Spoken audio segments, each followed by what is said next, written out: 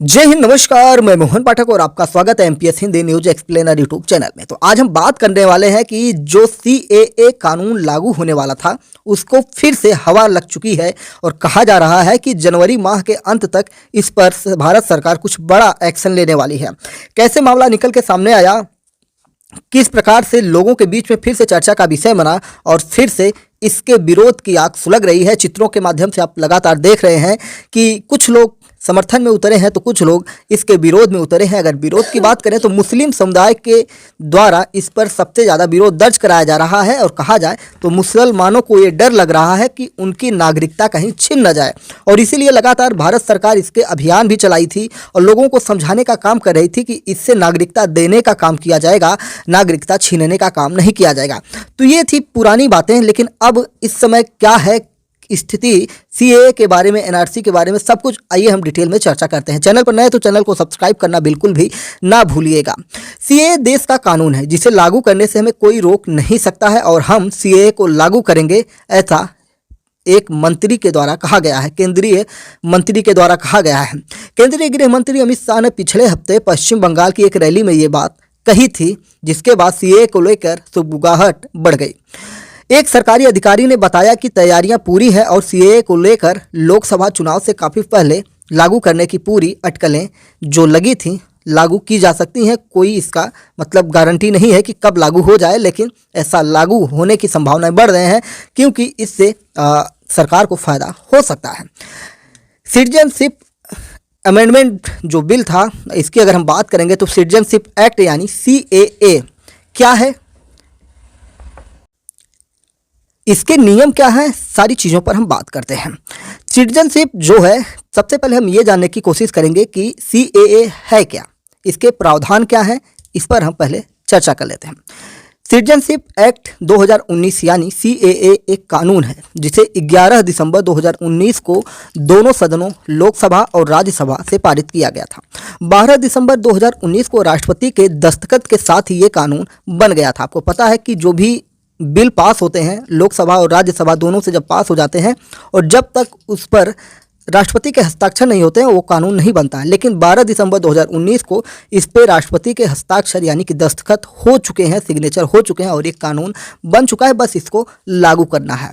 CAA का उद्देश्य अफगानिस्तान, बांग्लादेश या पाकिस्तान के हिंदू, सिख, बौद्ध, जैन, पारसी या ईसाई समुदायों के प्रवासियों को भारत में नागरिकता देना है। यानी कि इसमें साफ साफ ये स्पष्ट लिखा है कि इनमें हिंदू, सिख, बौद्ध, जैन, पारसी या ईसाई समुदाय के प्रवासी इसमें नागरिकता ले सकते हैं, लेकिन इसमें मुसलमानों का नाम यानी कि मुस्लिम समुदाय या मुसलमान लोग या इस्लाम धर्म से रिलेटेड लोगों का नाम इसमें नहीं शामिल है। यानी कि इस्लाम धर्म को जो मानने वाले हैं उनको नागरिकता नहीं दी जाएगी। सरकार का इसमें कहना यह है कि जो लोग दूसरे देशों में अल्पसंख्यक हैं यानी कि हिंदू, सिख, बौद्ध, जैन, पारसी, ईसाई, ये लोग जो अल्पसंख्यक हैं वो लोग भारत आना चाहते हैं तो उनको आने दिया जाएगा क्योंकि उनके हितों की रक्षा के लिए भारत हमेशा तैयार रहेगा। सिटीजनशिप एक्ट 1995 के अवैध प्रवासियों को भारत में नागरिकता लेने से रोकता था। अवैध प्रवासी यानी ऐसे लोग जो भारत में पासपोर्ट और वीज़ा के बगैर घुस आए या फिर दस्तावेजों में लिखी अवधि से ज़्यादा समय तक यहाँ रुक जाएं। सीएए के जरिए इसमें संशोधन किया गया है।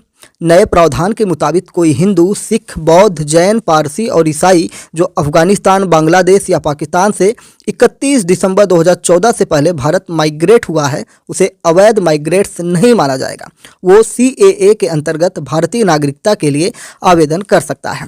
अफगानिस्तान, बांग्लादेश और पाकिस्तान के ऐसे माइग्रेट के खिलाफ अगर कोई लीगल केस चल रहा है जिससे उसके इमिग्रेशन स्टेटस में रुकावट आ रही है तो सीएए के जरिए ऐसे केसेज में लीगल इम्यूनिटी दे दी गई है। पहले प्रवासियों को नागरिकता के लिए आवेदन करने से पहले कम से कम 11 साल भारत में रहना जरूरी था। सीएए के जरिए अवधि घटाकर महज 6 साल कर दी गई है। तो सरकार उसका overseas citizen of India card वापस ले सकती है। ये कार्ड प्रवासी भारतीयों को भारत में बिना किसी रोक टोक के रहने और काम करने की इजाज़त देता है। सरकार को इसकी ज़रूरत क्यों हुई है कि सीएए को भारत में लागू किया जाए? भारत की जनसंख्या लगातार बढ़ रही है, उसके बावजूद भारत दूसरे देशों से आए लोगों को ये नागरिकता देने का काम कर रही है। तो क्या इसके पीछे भारत की मंशा है, उस पर जानना, उस पर चिंतन करना जरूरी है। भारत सरकार का सिटीजनशिप एक्ट 2019 लाने का उद्देश्य अफगानिस्तान, बांग्लादेश, पाकिस्तान से आए हिंदू, सिख, बौद्ध, जैन, पारसी और ईसाई धर्म के प्रवासियों के लिए नागरिकता के नियमों को आसान बनाना है कि उनको नागरिकता आसानी से मिल सके। आसान शब्दों में कहा जाए तो भारत के मुस्लिम बहुसंख्यक पड़ोसी देशों से आए गैर मुस्लिम प्रवासियों को नागरिकता देने के नियमों को आसान बनाने के लिए सरकार यह कानून लाई थी। आंकड़ों के मुताबिक 2014 तक पाकिस्तान, अफगानिस्तान से लगभग 32,000 लोग भारत आ चुके हैं। इसका विरोध क्यों हो रहा है? आप चित्रों में लगातार देख रहे हैं कि इसका विरोध प्रदर्शन किया जा रहा है मुस्लिम महिलाओं द्वारा, मुस्लिम पुरुषों द्वारा। 2019 में सीएए पारित हुआ, जिसके बाद से इसका विरोध लगातार हो रहा है। जामिया मिलिया इस्लामिया से शाहीन बाग तक, लखनऊ से असम तक हिंसक विरोध प्रदर्शन में कई लोगों ने अपनी जान गंवाई। विरोध करने वालों में दो तरह के लोग थे। पहला, असम समेत देश के पूर्वोत्तर राज्य के लोग। वहाँ के अधिकांश लोगों को ये आशंका है कि इस कानून के लागू होने के बाद उनके इलाके में प्रवासियों की तादाद बढ़ जाएगी, जिससे पूर्वोत्तर राज्यों के कल्चर और भाषाई विविधता को नुकसान पहुंचेगा। दूसरी तरफ के जो लोग हैं, यानी कि दूसरे प्रकार के विरोधी हैं, वो लोग हैं भारत के अन्य क्षेत्र के लोग जो सीएए का विरोध कर रहे हैं। वो इसलिए कर रहे हैं क्योंकि इसमें मुस्लिम शरणार्थियों को शामिल नहीं किया गया है। जैसा कि मैंने शुरुआत में ही आपको बताया कि सभी धर्मों को शामिल किया गया है, सिर्फ इस्लाम धर्म को मानने वालों को शामिल नहीं किया गया है। इस कानून में तीनों देश से आए सभी 6 धर्म के शरणार्थियों को नागरिकता देने का प्रावधान किया गया है, जबकि मुस्लिम धर्म के लोगों को इससे बाहर रखा गया है। विपक्ष का आरोप है कि इसमें खास तौर पर मुस्लिम समुदाय को निशाना बनाया गया है। उनका तर्क है कि यह संविधान के अनुच्छेद 14 का उल्लंघन किया गया है, जो हमारे मूल अधिकार होते हैं, जो समानता के अधिकार की बात करता है।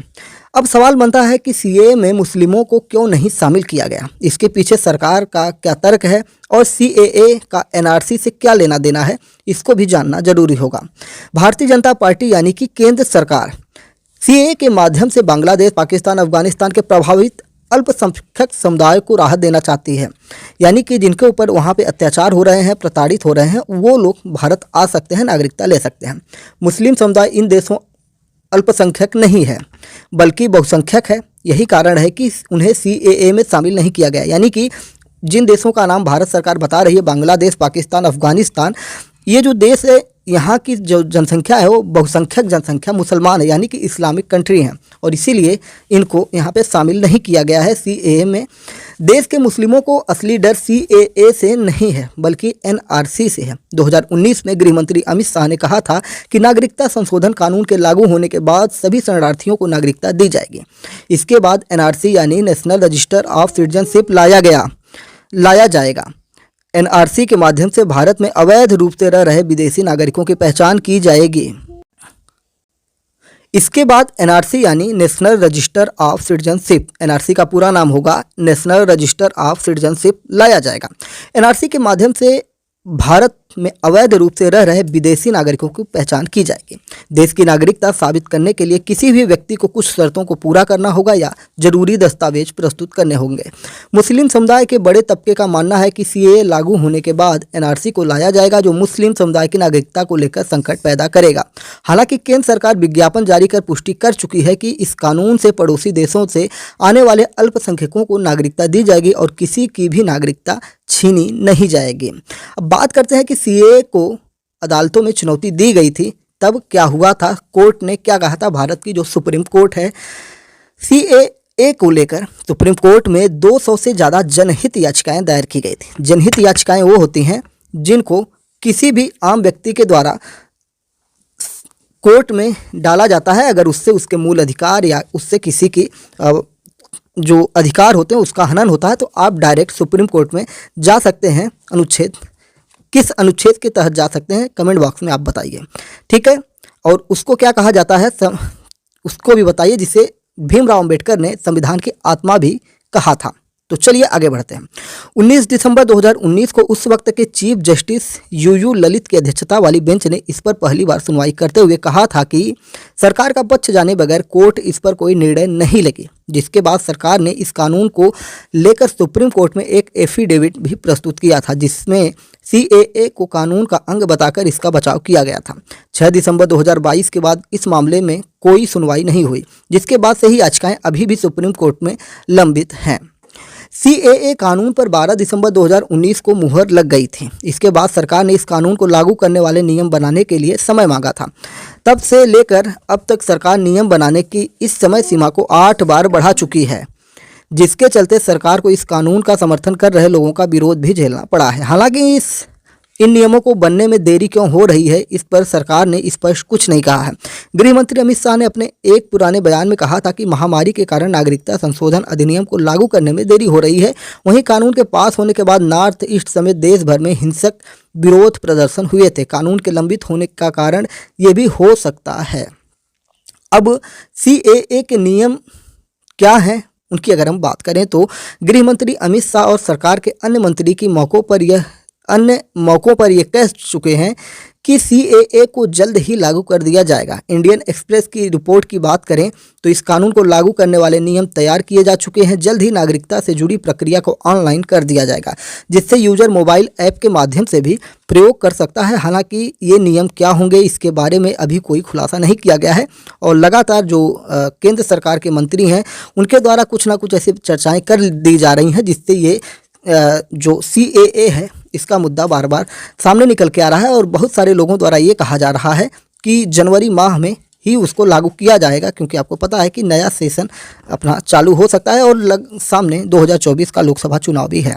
उम्मीद है कि सारी चीज़ें आपको समझ में आई होंगी। चैनल पर नए तो चैनल को सब्सक्राइब करके डेली करंट अफेयर्स और न्यूज एनालिसिस के लिए हमारे साथ जुड़ सकते हैं। जय नमस्कार, भारत माता की जय। और आप अपने विचारों को भी कमेंट बॉक्स में बता सकते हैं।